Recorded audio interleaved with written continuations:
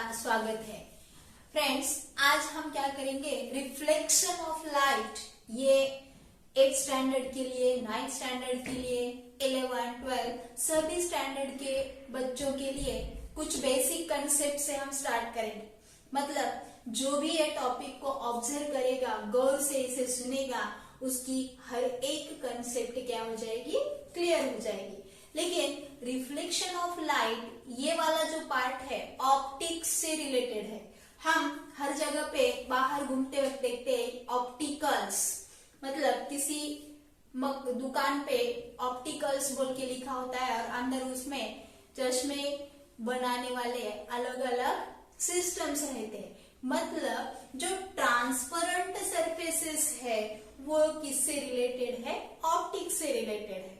यानी कि reflection of light में हमको क्या करना है, फर्स्ट टाइम हमको ट्रांसपेरेंट सरफेस। अब ट्रांसपेरेंट सरफेस कौन कौन से एलिमेंट प्रोड्यूस करते हैं, तो water, air, glass, mica sheet, such a type of element. This water is a compound, air is also a mixture, and glass is also a mixture, but mica sheet, all these are compounds and mixtures of some elements. Now these water, air and glasses, the molecules of water or glass, they are loosely bound because they are at large distances. But in terms of glass, it gains definite shape and size. This will be solid, means air is a gases, water is a liquid, glass and mica sheet is a solid substance, means in solid substances the atoms are very close to each other, so they get definite shape and size. While we observing, if we get air molecules and we observe, we see all the objects in the another side. But now see here, if we take glass plate or water, they have some density. Because of large mass of substances, they gain density to produce a plate. Suppose such a type of glass plate. Now it is very thin, but this will be the thickness of the glass plate, and so it having density, and therefore while we studying reflection of light, such materials, water, air, glass or mica sheet, we fall the ray of light. Now ray of light means only the tube light or bulb. Such type of ray is not considered. Ray of light means sunlight is also considered in this concept. Means when light is falls on such a compound or such a transparent material, all these are the transparent materials. Transparent materials. Now these transparent materials we have taken because of this thickness of that material. Suppose this will be a plane, and this plane divides this plane because of this density of the substance into two medium. This medium above the object or plain transparent glass, this is medium 1 or air medium or rare medium. These are the name of medium above the plain transparent surface. Since this substance gains some density, thickness, therefore the medium below or the plane below the plain transparent substance is known as denser medium or medium 2. Now see here, when we taking this plain transparent surface on the horizontal axis, then this is or the normal for this transparent surface is called as normal ray, which is denoted by N dash. Now when we incident light, there are different angles. अब एक साधा सा example मैं आपको देती हूँ कि आप अगर सामने आपके यहाँ वॉच है, अब वॉल पे की वॉच है, उसमें टाइम ऑब्जर्व कर रहे हैं, तो आप उसके पैरेलल बैठे हैं तो उसमें जो एग्जैक्ट टाइमिंग है वो आप नोट कर सकते हैं।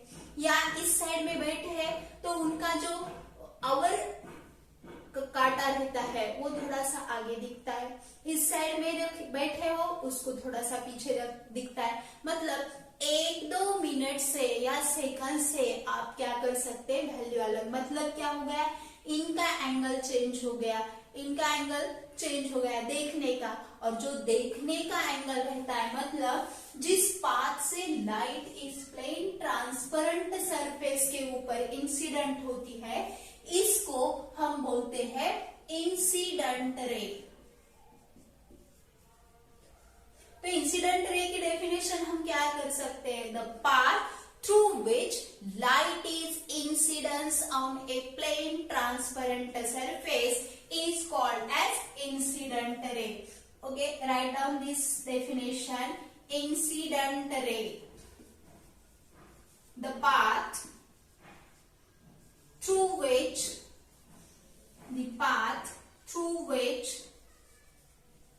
light is incident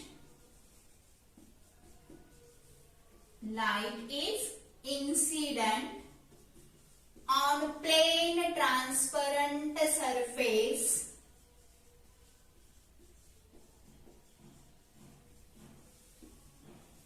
is called as incident ray.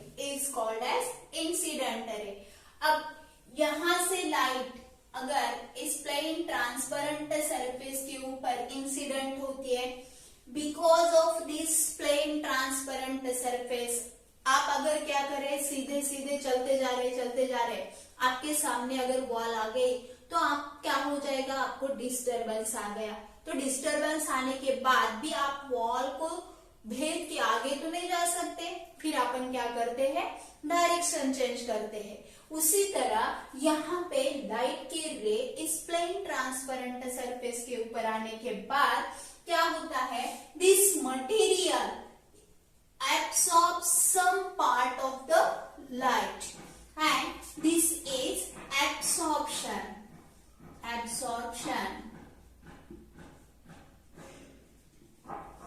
Some part of light will be goes in the same medium by changing the direction. आते वक्त ये डायरेक्शन में आए, अब जाते वक्त उसने क्या किया, डायरेक्शन चेंज किया।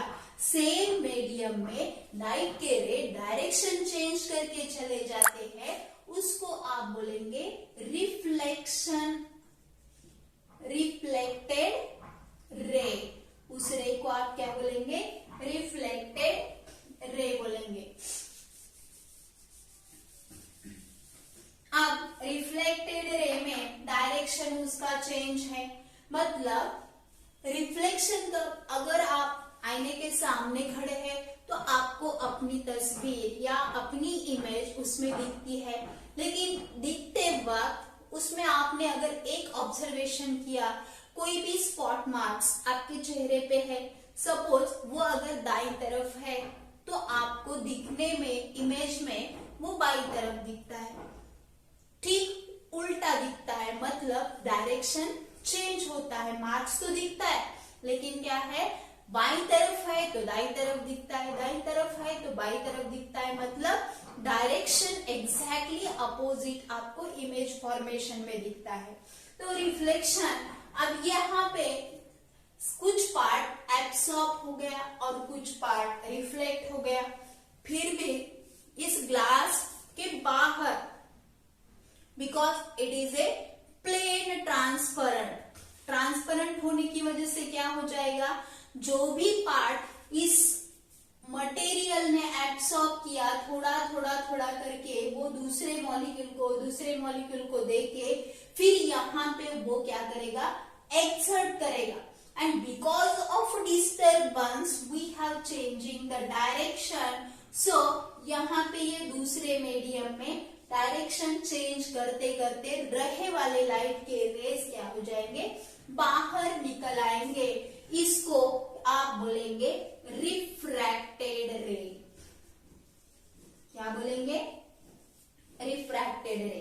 फिर आप बोलेंगे ये हमको मिरर में दिखते नहीं, मिरर में ये क्यों नहीं दिखते, ये हमको आगे देखना ही है, क्योंकि मिरर में एक भाग जो है, एक साइड जो है उसकी वो कोट किए वाली रहती है। वो कैसे रहती है, वो देखने से पहले हमको क्या करना है, प्लेन ट्रांसपेरेंट सरफेस में हमने जो ये दो रे देखे हैं, रिफ्लेक्टेड रे या रिफ्रैक्टेड रे, इनके कुछ लॉज बनाए वाले, इस लॉ के बारे में हमको पहले देखना है। अभी आप देखेंगे यहाँ पे नॉर्मल रे और इंसिडेंट रे के बीच में एक एंगल क्रिएट किया है। इस एंगल को आप बोलेंगे एंगल ऑफ इंसिडेंस। ठीक है, तो इसको क्या बोलेंगे, दी angle between normal ray and incident रे is called angle of incidence।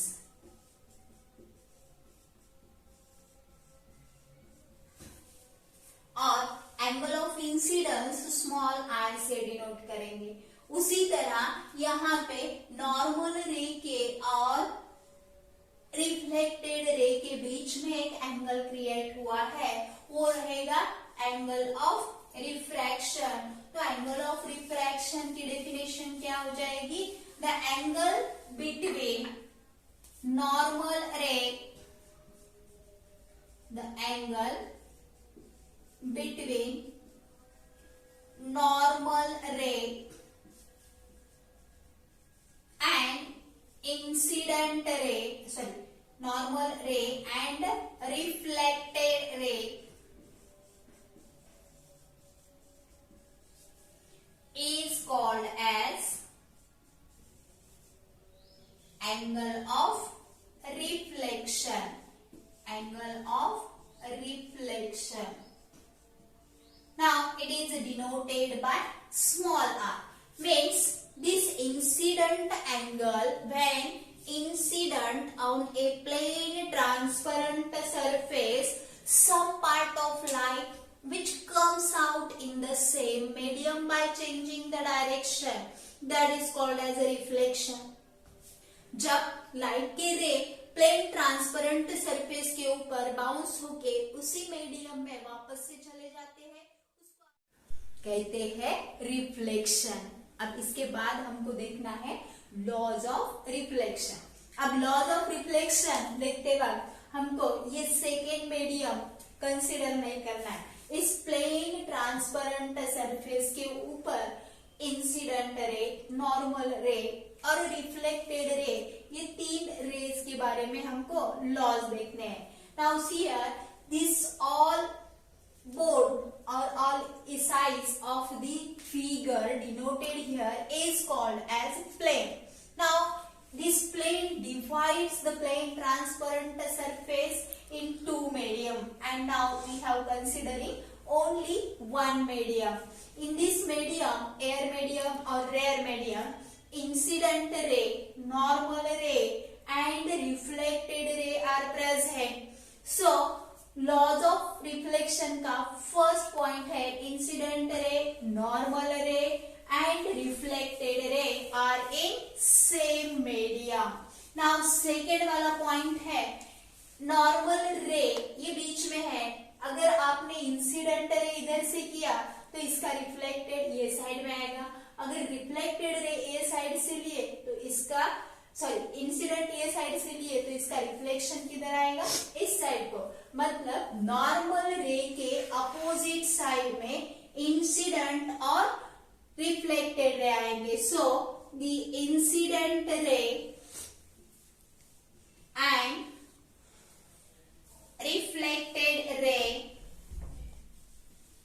reflected ray are opposite sides of normal ray. This will be the second statement. Now remaining will be third statement, and that third statement related to the angle. Now angle of incidence and angle of reflection are equal. So third, angle of incidence is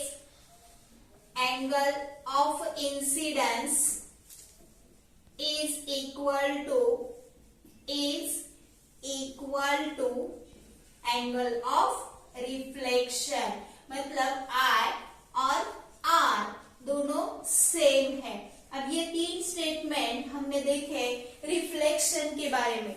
तो आपको अगर ये reflection बहुत अच्छे से समझ में आया तो हमको नेक्स्ट वीडियो में क्या करना है, लॉज ऑफ रिफ्रैक्शन देखना है. अगर आपको ये अच्छा लगा, ये वीडियो आपको बहुत पसंद आया, इससे आपने कुछ सीख लिया, तो दोस्तों मेरे कमेंट बॉक्स में आप कमेंट लिखो आपको ये वीडियो कैसा लगा और इस वीडियो को सब्सक्राइब करो. और आपको अगर कुछ डाउट है, कुछ क्वेश्चंस पूछने हैं तो नीचे दिए गए कमेंट बॉक्स में आप कमेंट करो. बाय. Next video